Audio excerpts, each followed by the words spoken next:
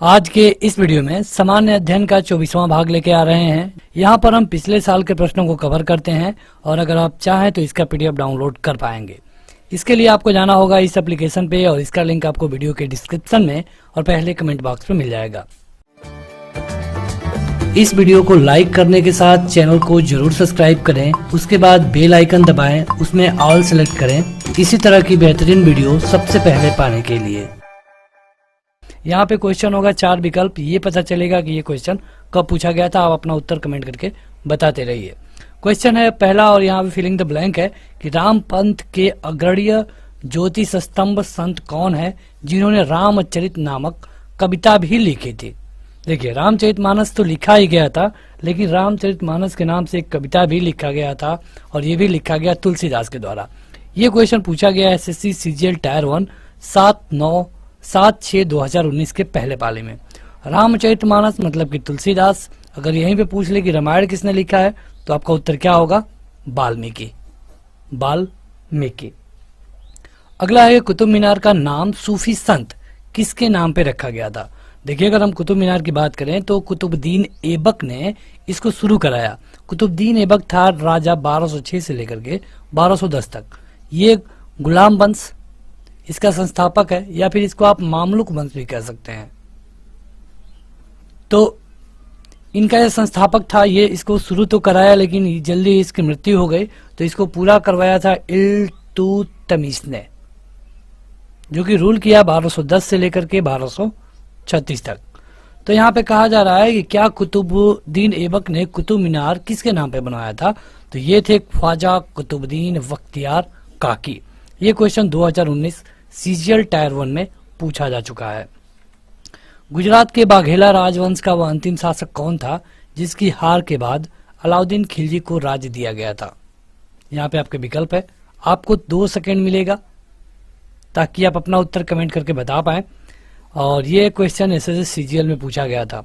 देखिए, अभी तक अगर आपने इसे लाइक नहीं किया है तो लाइक करने के साथ शेयर करिए ताकि और भी लोग जुड़ पाए, जिससे ये पता चलेगा कि उन लोगों की अपेक्षा आपकी तैयारी कितनी है। तो देखिए, इसके लिए सही उत्तर है करणदेव। करणदेव बाघेला राजवंश के शासक थे और जब इनकी मृत्यु हो गई करीब 1299 में, तब अलाउद्दीन ने गुजरात को अपने राज्य में मिला लिया था। अगर आप अलाउद्दीन की बात करें तो ये खिलजी वंश का शासक था और खिलजी वंश ने रूल किया है 1290 से लेकर के 1320 तक। दिल्ली सल्तनत में 30 साल खिलजी वंश के नाम रहा। इसी में 1299 में गुजरात को भी अलाउद्दीन खिलजी ने अपने राज्य में मिला लिया। अलाउद्दीन खिलजी अपने चाचा जलालुद्दीन खिलजी को मार करके राजा बना था। भारत के किस राज्य पर अहोम वंश का शासन था? अहोम वंश। देखिए, आपको हर एक क्वेश्चन का उत्तर बताने के लिए टाइम मिल रहा है, तो उसी में आप अपना उत्तर कमेंट करके बताया करिए। ये है अहोम वंश और ये था असम में। इसका टाइम पीरियड भी आप जानिए, 1228 से लेकर के 1826 तक। अगला है कि निम्नलिखित में से कौन दिल्ली का पहला सैयद शासक था? सैयद शासक, ये आपको बताना है। मतलब कि सैयद वंश की स्थापना किसने की? अगर आप दिल्ली में देखेंगे तो पहले गुलाम आते हैं, इसका हम डेट भी लिख दे रहे हैं ताकि आपको ज्यादा क्लियर हो पाए। इसके बाद खिलजी आते हैं,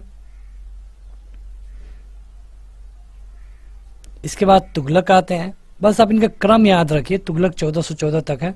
इसके बाद सैयद आते हैं, उसके बाद से लोधी आते हैं। यहाँ पे सैयद के बारे में ही पूछा गया है, तो सैयद के बारे में जो पूछा गया है इसका सही उत्तर होगा खिज्र खां। खिज्र खां ने 1414 में सैयद वंश की स्थापना की थी, 1414 में। ये क्वेश्चन एसएससी सीएचएसएल टायर 1 में पूछा गया था। अगला क्वेश्चन और यहाँ पे फिल इन द ब्लैंक है, आपको भरना है कि वह कौन है जो कि अरब सागर के किनारे काठियावाड़ के दक्षिण तट पर हमला किया और उसने 1026 में सोमनाथ शहर और उस शहर के प्रसिद्ध हिंदू मंदिरों को लूटा। ये तो क्वेश्चन काफी आसान है। अगर आपको पता है कि सोमनाथ मंदिर को कौन लूटा तो आप आसानी से बता पाएंगे। ये है, कमेंट करके बताइए। इन्हीं में विकल्प है महमूद गजनवी। ये कई बार भारत पर आक्रमण किया था और इसके आक्रमण का एक और इकलौता उद्देश्य क्या था? केवल लूटपाट करना। कहा जाता है कि गुजरात के सोमनाथ मंदिर से इसको लगभग 20,000 दिनार स्वर्ण मुद्राएं मिली थी। अगला है कि निम्न में से कौन भारतीय सम्राट को महमूद गजनी ने अपने प्रथम आक्रमण 1001 ईस्वी में हराया था। मतलब ये भारतीय राजा है और महमूद गजनी जब पहली बार भारत आया तो सबसे पहले इनको हराया था। ये क्वेश्चन पूछा गया, आज का ये 7वां नंबर होगा। देखिए ये क्वेश्चन CHSL में पूछा गया है टायर 1 में। यहाँ पे इस वीडियो को देखने से आपको बेनिफिट ये होगा कि जो प्रीवियस ईयर पेपर हैं आप उन्हीं क्वेश्चनों को देखेंगे।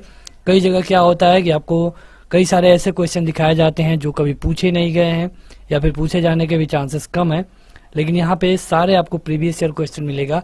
ये था राजा जयपाल। अगर आप इसके डेट के बारे में बात करें तो ये था 27 नवंबर 1001। 27 नवंबर 1001। और जब गजनी भारत आया तो जयपाल जो एक हिंदू राजा था, इसके बीच में युद्ध हुआ और जयपाल हार गए।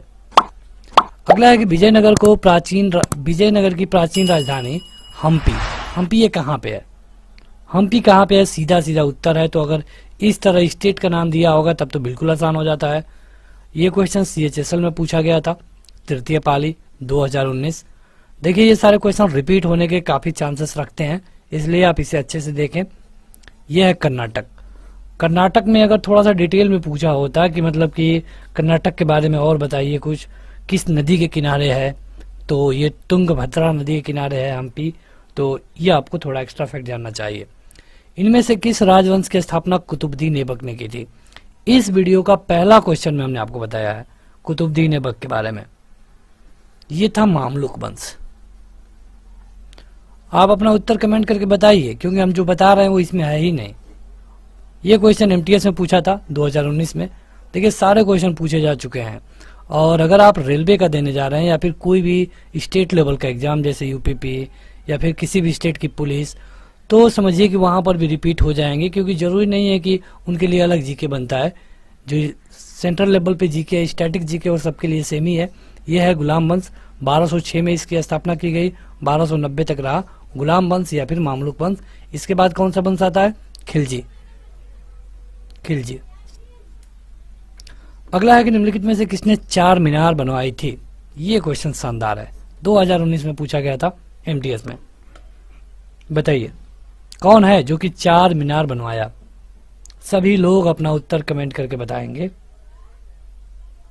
ये कहां पर है ये भी पूछा जाता है। तो है ये हैदराबाद में और बनवाया गया था कुली कुतुब शाह के द्वारा।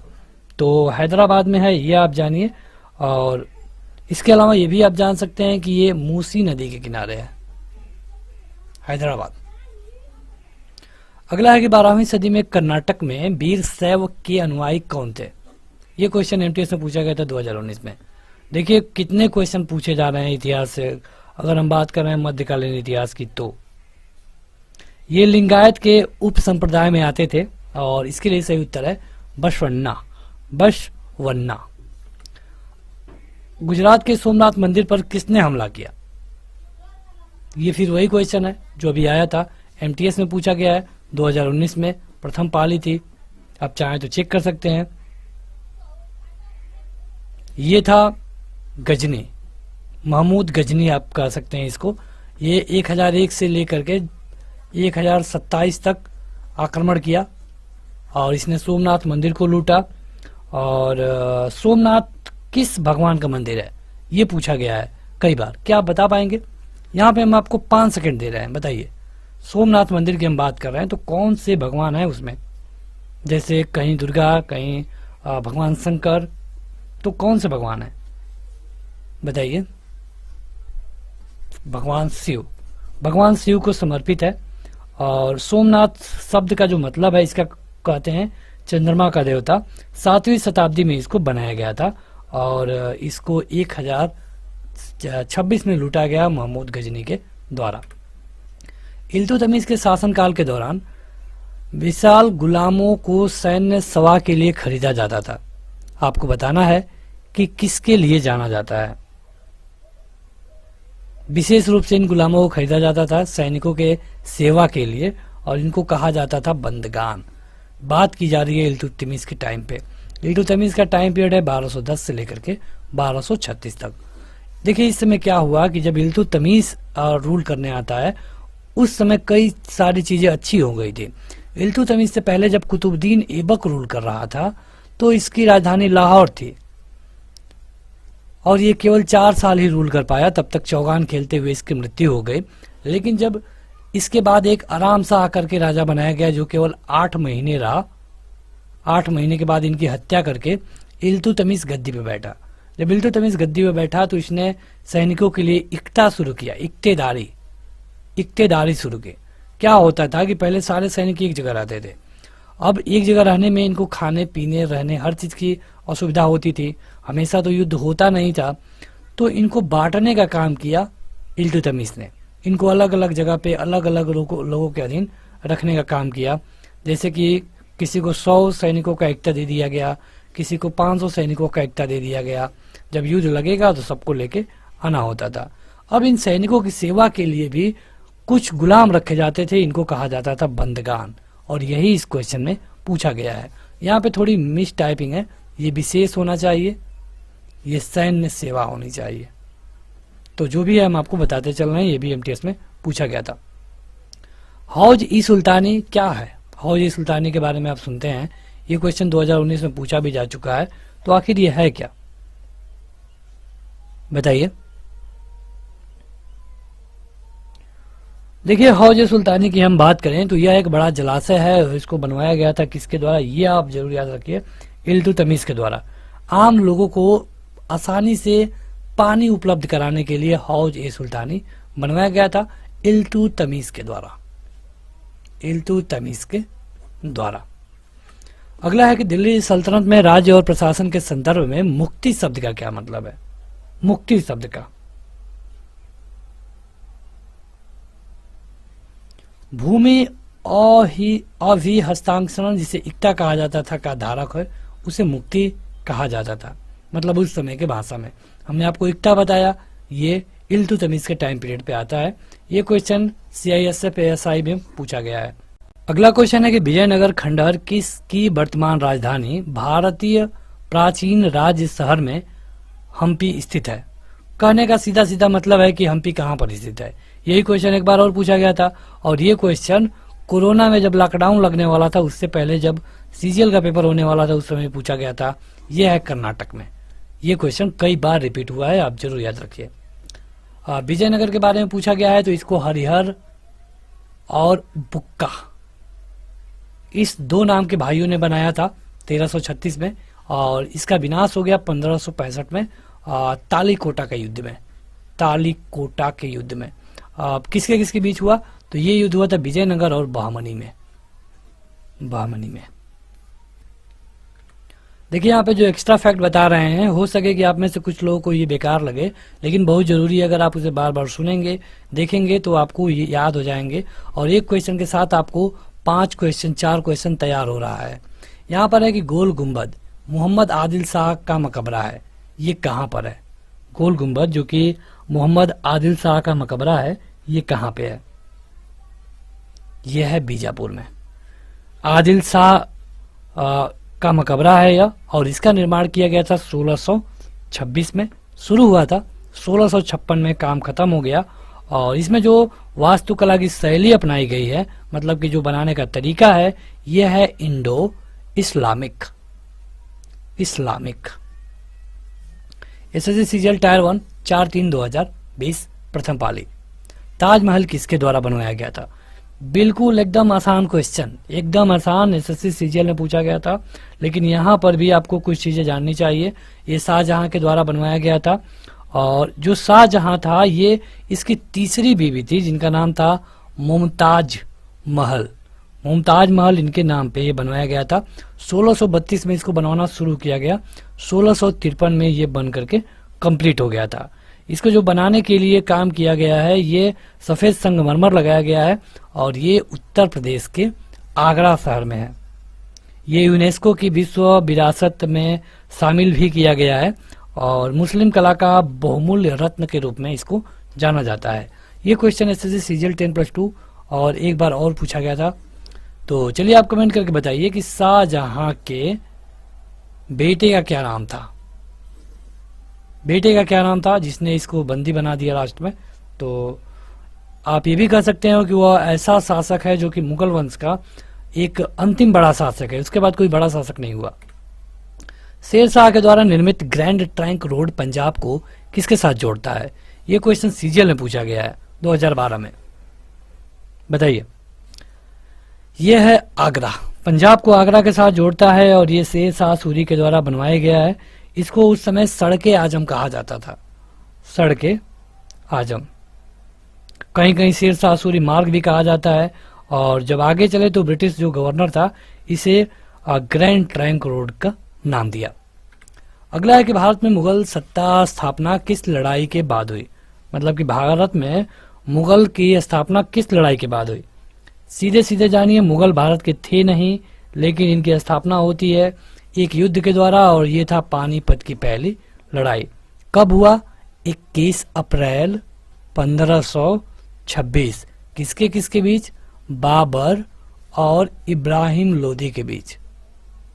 इब्राहिम लोदी के बीच। इब्राहिम लोदी मतलब कि लोदी वंश का राजा था और बाबर एक मुगल था। बाबर भारत में आया 1526 में। हालांकि इससे पहले एक बार आ चुका था, लड़ाई लड़के कुछ हिस्सा जीत चुका था, लेकिन यहाँ पे 1526 में इसको बुलाया गया था राणा संगा के द्वारा। और क्योंकि ये लोग इब्राहिम लोदी को नहीं हरा पा रहे थे तो ये लोग सोचे कि चलो बाबर को बुला लो, बाबर आएगा इसको हरा देगा, फिर बाबर यहाँ से धन दौलत लेकर के वापस चला जाएगा और हम लोग इसका राज ले लेंगे। लेकिन हुआ उल्टा। जब बाबर यहाँ पे 1526 में आया, पानीपत की पहली लड़ाई में इब्राहिम लोदी को हराया, तो राणा संगा ने इससे कहा कि अब आप जाइए। तो बाबर ने कहा कि नहीं, अब हम यही रहेंगे। अब इसके बाद अगली लड़ाई राणा संगा से ही हो गई। इसके बाद मेदिनी राय। लगातार लड़ाइयों का सिलसिला चलता रहा और बाबर लगातार 4 युद्ध जीता, 1526, 27, 28 और 29। 1530 में बाबर की मृत्यु हो गई। देखिए, अब एक चीज आपके दिमाग में कभी कभी उठता होगा कि आखिर बाबर विदेशी था, वहां से कितने सैनिक लेकर आया था कि यहाँ पे लगातार युद्ध जीत रहा था? तो इसके कई सारे कारण थे। जब ये पहली बार आया था तो इसके पास सैनिक थोड़े कम थे, लेकिन जो यहाँ के कुछ राजा थे उसने इसका सपोर्ट किया। और जो सबसे बड़ा कारण है ये है बारूद। यह तोप लेकर आया था और तोप में बारूद का यूज कैसे करना है ये इसकी सेना को अच्छी तरह से पता था। ऐसा नहीं था कि भारत के लोग तोप मतलब कि बारूद नहीं देखे थे, लेकिन तोप में उसका प्रयोग करना नहीं जानते थे। ये क्वेश्चन एसएससी में पूछा गया है और यहीं पे मुगल वंश की नींव पड़ जाती है भारत में। अगला है कि किस मुगल शहंशाह ने मुगल राजधानी आगरा से दिल्ली लाया? आगरा से दिल्ली, बताइए। ये था शाहजहां। शाहजहां मुगल ऐसा राजा है जो कि आगरा से दिल्ली लाया और उस समय इसे शाहजहांबाद के नाम से जाना जाता था, शाहजहांबाद। रामचरितमानस के लेखक तुलसीदास किसके शासनकाल से संबंधित है? जो तुलसीदास जी हैं किसके शासनकाल में रहते थे? मतलब कोई तो होगा ना जिसके शासनकाल में वो रहते होंगे, और ये था अकबर। अकबर। ये क्वेश्चन सीजीएल में पूछा गया है, 10+2 में भी पूछा जा चुका है। देखिए, क्वेश्चन रिपीट होते हैं, एसएससी में तो बिल्कुल होते हैं, और यही क्वेश्चन आगे चल के आपके railway, group D, state level के एग्जाम सारे में पूछे जाते हैं। ये था अकबर, अकबर के समय पे थे। अगला है कि निम्नलिखित में से कौन सा किला अकबर ने नहीं बनवाया था? बताइए। यह है ग्वालियर का किला। ग्वालियर का किला आप देखेंगे तो ये ग्वालियर में है, मध्य प्रदेश में, और इसका जो निर्माण है ये मान सिंह तोमर ने किया था। मान सिंह तोमर ने कब किया था ये भी आप जान सकते हैं, 8वीं शताब्दी में। 8वीं शताब्दी में। बाकी आगरा, लाहौर और इलाहाबाद ये तीनों किला को अकबर ने बनवाया था। अकबर के दरबार में सबसे प्रसिद्ध संगीतकार तानसेन थे। इनका मूल नाम क्या था? ये क्वेश्चन 2 बार पूछा जा चुका है। जरूरी है कि आप इस वीडियो को अच्छे से देखें। पूछा गया तानसेन के बारे में। ये उस समय के सबसे अच्छे संगीतज्ञ थे और इनका जो नाम था ये था रामतनु पांडे। रामतनु पांडे। अगला है कि पुणे कभी की राजधानी के रूप में जाना जाता है। जो पुणे है ये किसकी राजधानी थी? ये थी पेशवा की। ये क्वेश्चन टायर 1 में पूछा गया था, CHSL 2017 में। रामायण का अनुवाद फारसी में किसने कराया था? जो रामायण था इसका फारसी अनुवाद कराया गया था और ये अकबर के टाइम पीरियड पे हुआ। तो किसने कराया ये आपसे पूछा गया है, ये है बदायूनी। बदायूनी। और इसके अलावा ये भी जानिए कि जो बदायूनी था ये अकबर के दरबार में रहता था। हल्दी घाटी की लड़ाई किनके और किनके बीच हुई? बेहतरीन क्वेश्चन है ये। हल्दी घाटी की लड़ाई 1576 में हुई। डेट जानना है तो 18 जून को। 18 जून 1576 में हल्दी घाटी की लड़ाई होती है महाराणा प्रताप और अकबर के बीच में। महाराणा प्रताप और अकबर के बीच में। हालांकि अकबर उस समय के सभी राजाओं को हरा दिया था, लेकिन अकबर महाराणा प्रताप को नहीं हरा पाया। अगर आप देखेंगे तो इस समय जो मुगल सेना थी इसका नेतृत्व किया गया था मान सिंह के द्वारा। और इसके अलावा एक और सैनिक था जिसका नाम था आसफ खां। आसफ खां। जबकि अगर महाराणा प्रताप की बात करेंगे तो इनके सेनापति थे हमीम खां। हमीम खां। तो ये बहुत डीप है, इतना नॉलेज आपसे नहीं पूछा जाएगा, हालांकि पूछा भी जा सकता है, इसलिए हम इसको थोड़े से अच्छे से कवर कर रहे हैं। ये question FCI assistant grade second में पूछा गया था। निम्न में से किस पर अकबर की विजय होने की स्मृति में बुलंद दरवाजे का निर्माण किया गया था? बुलंद दरवाजा। गुजरात पे जब विजय हो गया अकबर का तब उसने बनवा दिया क्या? बुलंद दरवाजा। कहाँ बनाया? फतेहपुर सीकरी में। सीकरी में। और यह एक अर्ध गुंबदीय दरवाजा है। इसके अलावा अगर आप देखेंगे तो अकबर फतेहपुर सीकरी में काफी समय तक रहा, लेकिन यहाँ पे सूखा पड़ने के कारण अकबर इसे भी छोड़ दिया। अगला है कि निम्नलिखित में से सही जोड़ा कौन है? सही जोड़ा कौन है? पूछा गया है सही जोड़ा, और ये होगा आपका, बताइए कमेंट करके। बैरम खान अकबर। मतलब कि बैरम खान है जो कि अकबर का संरक्षक था। देखिए अगर अकबर के पिता का नाम बारे में जाने तो ये था हुमायूं, जो कि बाबर का बेटा था। बाबर जब 1530 में मर गया तो हुमायूं राजा बना 1530 से लेकर 1540 तक। यहाँ इसी बीच में 1539 और 1540 में 2 युद्ध लड़े हुमायूं ने शेर शाह सूरी के साथ। दोनों युद्ध हुमायूं हार गया और इसे इंडिया से बाहर जाना पड़ा। तो 10 साल राज कर चुका था और इंडिया से बाहर चला गया। फिर आता है 1555 में भारत। इसी बीच जब ये इंडिया से बाहर था तो 1542 में अकबर का जन्म हुआ। 1555 में इंडिया में आने के बाद 1556 में हुमायूं की मृत्यु हो जाती है। हुमायूं की जब मृत्यु हो गई तो अकबर केवल यहाँ पे आप कैलकुलेट करेंगे तो 14 साल का था। 14 साल की उम्र में अकबर को राजा बना दिया गया। हालांकि 14 साल का लड़का क्या राजा बनेगा, उसका एक संरक्षक चाहिए, और ये था बैरम खान।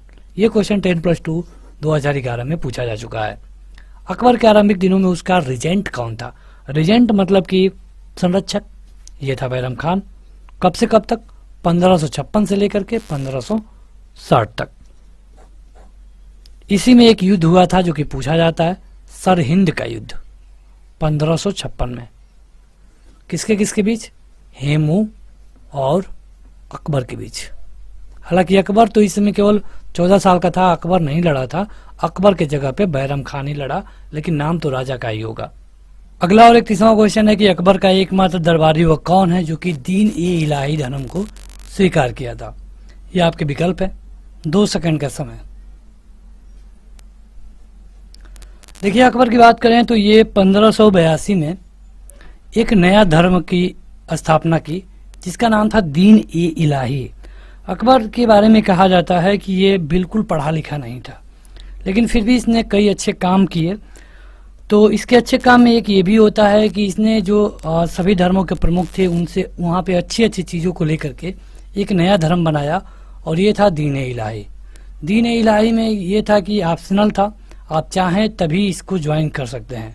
केवल एकमात्र ऐसा दरबारी था अकबर का जो कि इसे ज्वाइन किया, और ये था बीरबल। क्या आप बीरबल का नाम बता सकते हैं, जो बीरबल का रियल नाम है? अगर हाँ तो कमेंट करके बताइए कमेंट बॉक्स में। बहादुर शाह प्रथम का जन्म कब हुआ था? बहादुर शाह प्रथम का जन्म बहादुर शाह प्रथम का जन्म हुआ था 1643। डेट की बात करें तो ये था 14 अक्टूबर 1643। और ये जो औरंगजेब है उसकी दूसरी पत्नी का बेटा था। यह 7वां सम्राट भी बना मुगल का। ये CHSL में पूछा गया है। अबुल फजल ने लिखा, अबुल फजल इनमें से किसको लिखा है? CGL में पूछा गया क्वेश्चन है, ये आसान भी है। ये लिखा था अकबरनामा। अबुल फजल ने क्या लिखा? अकबरनामा। और ये करीब करीब अकबरनामा में लगभग 46 वर्षों के बारे में बात की गई है। आईने अकबरी इसको कहते हैं।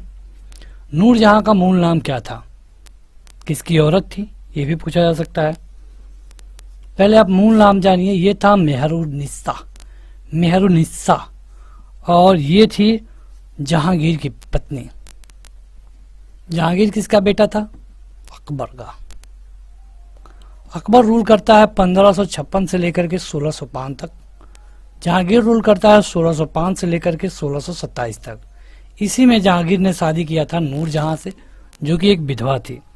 और विधवा से शादी करने के बाद, मतलब इनका नाम मेहरुन्निसा था, जब शादी हो गई तब इनको नाम दिया गया नूरजहां। और कई बार देखा गया है, कई बार इतिहास में आपको पढ़ने को मिलता है कि जहांगीर तो एक पेंटर था, पेंटर के जैसा इसका केवल काम था, राजकाज में इसकी उतनी दिलचस्पी नहीं थी। और मेहरुन्निसा यानी कि नूरजहां ही राजकाज देखती थी। यहीं पे सबसे बड़ी गलती होती है कि ईस्ट इंडिया कंपनी को भारत आने का न्योता मतलब भारत में परमिशन मिल जाता है जहांगीर के टाइम पीरियड पे 1613 में। तो ये जहांगीर का ही टाइम पीरियड था जो कि ईस्ट इंडिया कंपनी को इंडिया में प्रवेश होने दिया। अगला है कि इंग्लैंड के तत्कालीन राजा जेम्स प्रथम के द्वारा जहांगीर के शाही दरबार में राजदूत के रूप में किसको भेजा गया? देखिए अभी हम इसी के बारे में बात कर रहे थे, भेज दिया। ये यहीं से प्रॉब्लम बढ़ गई और ये भेजा था जॉन हॉकिंग्स को। जॉन हॉकिंग्स को भेजा गया था करीब करीब 1608 में। ये आए और जहांगीर से कहे कि हम आपके यहाँ एक कंपनी लगाना चाहते हैं। कंपनी मतलब कि एक स्टोर को रखेंगे, बस वेयर हाउस, अपना सामान लाएंगे, यहाँ रखेंगे, यहाँ से बेच देंगे, जो पैसा मिलेगा उसमें हम आपको टैक्स देंगे, आपको कमीशन देंगे। लेकिन जहांगीर नहीं माना और ये करीब करीब 3 सालों तक रहा। 3 सालों के बाद ये यहाँ से चला गया। इसके बाद 1613 में Thomas Roe, sir Thomas Roe Bharat आए, थॉमस रो। और पता नहीं ये क्या जादू किया कि जहांगीर ने इसे परमिशन दे दी। और यही सबसे बड़ी गलती है जहांगीर की।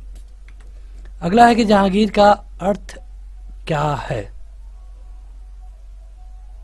जहांगीर का अर्थ क्या है? देखिए इसके पहले वाला क्वेश्चन था ये जॉन वाला। इसके बाद पूछा गया है कि जहांगीर का मतलब क्या है? ये है विश्व विजेता जहांगीर। जहांगीर किसका बेटा था हमने आपको बता दिया है। 1608 एडी में जहांगीर से मिलने के लिए आने वाले ईस्ट इंडिया कंपनी का प्रथम दूत कौन था? देखिए यहाँ पे डेट भी दे दिया 1608 में। ये था विलियम हॉकिंग्स। कब तक रहा? 1611 तक। इसके बाद कब आया? कौन आया? Thomas Roe. कब आया? 1613 में। डेट याद रखिए क्योंकि जब आप लगभग मध्यकालीन इतिहास पढ़ना शुरू कर देते हैं 1206 से, तब यहाँ पे डेट इंपॉर्टेंट हो जाते हैं। डेट आपसे पूछे जा सकते हैं। इसके पहले वाले 1700 ये वाले डेट आपको नहीं याद है तभी काम चल जाएगा, लेकिन यहाँ से काम नहीं चलने वाला है। शाहजहां का प्रसिद्ध तख्ते हाउस 1739 में कौन ले गया? मतलब शाहजहां एक कुर्सी पे बैठता था जिसपे हीरे लगे हुए थे और इसको तख्ते ताउस कहा जाता था। इसको 1739 में कौन ले गया ये पूछा गया है। एक फारसी आक्रमणकारी था जिसका नाम था नादिर शाह। यह करीब करीब एक युद्ध हुआ था, करनाल का युद्ध, 24 फरवरी 1739। और इसी समय मुगल वंश का जो एक राजा था मोहम्मद शाह, इसको हरा करके जो नादिर शाह था तख्ते ताउस ले गया। औरंगजेब की मृत्यु निम्नलिखित में से किस स्थान पे हुई? ये बड़ा जानदार क्वेश्चन है कि इसकी मृत्यु तो हुई लेकिन कहाँ पे हुई। देखिए इसकी मृत्यु होती है अहमदनगर में और ये करीब करीब आपको दक्षिण भारत में मिलेगा। हुआ क्या था कि औरंगजेब यहाँ पे लगभग उत्तर भारत में सब कुछ जीत चुका था। एक बड़ा खतरनाक राजा था, खतरनाक आप कह सकते हैं, क्योंकि जो लोग हिंदू धर्म को मतलब जो मुस्लिम धर्म को नहीं एक्सेप्ट करते थे उनको मरवा देता था, कटवा देता था। तो ये दक्षिण में अब राज करना चाहता था और अपने कुछ लोगों को दक्षिण में भेजा, लेकिन वहां पे इसे सफलता नहीं मिल रही थी। बात हो रही है करीब 1707 की। तो ये खुद गया, कहा कि तुम लोग नहीं जीत पा रहे हो तो मैं आ रहा हूं, लेकिन वहीं पे इसकी मृत्यु हो गई 3 मार्च 1707 में। 1707 में। अगला है कि ताजमहल के अंदर के उद्यान को किस रूप में जाना जाता है? ताजमहल के अंदर गार्डन है तो उसको किस रूप में जाना जाता है? देखिए, ये था मुगल गार्डन, लेकिन उत्तर प्रदेश सरकार ने इसका नाम बदल दिया है। क्या आप बता पाएंगे कि क्या रखा गया है? आपको हिंट दे दें तो ये मराठा के नाम पे रखा गया है, मराठा राजाओं के नाम पे। तो आप कमेंट करके बताइएगा, नहीं पता है तो आप गूगल करिए, क्योंकि ये क्वेश्चन काफी इंपॉर्टेंट है। ये मराठा राजाओं के नाम पे रखा गया है जो मुगल गार्डन है ताजमहल के अंदर। आप हमें बताइए कि इसका नाम अब क्या है। उत्तर प्रदेश सरकार जो कि नाम बदलने में माहिर है, यहाँ का भी नाम बदल दिया है। शिवाजी का राज्याभिषेक कब हुआ था? शिवाजी का राज्याभिषेक कब हुआ था? ये हुआ था, बताइए कमेंट करके, 1674 में। 1674 में हुआ था और रायगढ़ में हुआ था। ये सीजीएल में पूछा गया था। यूरोपीय शक्ति पहचानिए जिससे शिवाजी ने तोपों और गोला बारूद प्राप्त किए थे। देखिए, जब यहाँ पे मुगल उत्पात मचा के रखे थे तो शिवाजी तोप और गोला बारूद कुछ यूरोपीय लोगों से लेकर आए और ये थे फ्रांसीसी। ये सीजीएल में क्वेश्चन पूछा गया है, तो जाहिर सी बात है कि टफ होगा। नूरजहां किस मुगल सम्राट की पत्नी थी? अभी इनकी पूरी कहानी हम बताए हैं। ये हैं विश्व विजेता जहांगीर, रूल किए थे 1605 से लेकर के 1627 तक। बेटे हैं अकबर के और इनका नाम है जहांगीर। मेहरुन्निसा इनका नाम था, जो कि विधवा थी। शादी होने के बाद इनका नाम रख दिया गया नूरजहां, मतलब कि दुनिया का प्रकाश। ये क्वेश्चन सीएचएसएल में पूछा गया है। शिवाजी के समसामयिक मराठा संत का नाम बताइए, मतलब कि जो शिवाजी के टाइम पीरियड पर ही हो, उसी समय हो। देखिए, अभी तक अगर आपने इस वीडियो को लाइक नहीं किया है तो जरूर लाइक कर दें और इसे शेयर भी करिए। आप हमारी पुरानी वीडियो को जाकर देखिए, हम पूरे क्रम से कवर कर रहे हैं, आपका एक भी क्वेश्चन नहीं छूटेगा। इसके अलावा आप इसे शेयर करिए ताकि और भी लोग जुड़े, और हर रोज शाम को 8 बजे जुड़कर आप इसे लाइव देख पाएंगे। ये थे संत तुकाराम। संत तुकाराम। किस सिख गुरु ने स्वयं को सच्चा बादशाह कहा था? सच्चा बादशाह सीजीएल में पूछा गया, काफी टफ क्वेश्चन होगा। और ये हैं गुरु गोविंद सिंह। गुरु गोविंद सिंह अपने को एक सच्चा बादशाह कहते थे और ये बादशाह की बात ही रहते भी थे। अगला है कि गुरु गोविंद सिंह के द्वारा खालसा पंथ की स्थापना कब की गई? खालसा पंथ के बारे में आज भी सुनने को मिलता है, तो इसकी स्थापना कब की गई थी गुरु गोविंद सिंह के द्वारा? ये की गई थी 1699 में। ये क्वेश्चन कई बार पूछा गया है। देखिए, एमटीएस में पूछा गया है, एक बार बीएसएससी में भी पूछा गया था, तो ये आप जरूर याद रखिए। बीपीएससी में पूछा गया था। वह पुर्तगाली नौचालक कौन था जिसने केप ऑफ स्टोर्स को पार करने में सफलता प्राप्त की और इसका नया नाम कंप ऑफ गुड होप रखा गया?